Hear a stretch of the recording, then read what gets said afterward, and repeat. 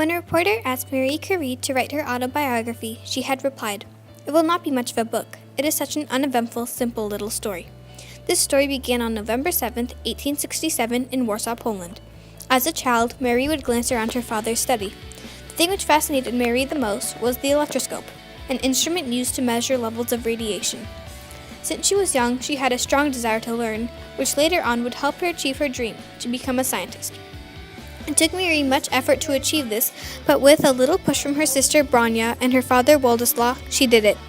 Although Marie was known for being a scientist, she opened up the world for women scientists as well.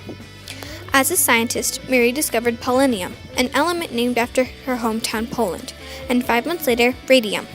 She awarded many prizes and medals, such as the Humphrey Davy Medal, given by the Royal Society of London for the most important discovery in chemistry. About a week later, she and Pierre Curie, her husband, shared the Nobel Prize in Physics with Henry Becquerel. 8 years later, she received her second Nobel Prize, but this time for chemistry. Marie Curie not only was the first woman to receive a Nobel Prize, but also one of the 4 people who ever received 2. Marie Curie was the first successful woman scientist, and she discovered 2 important elements.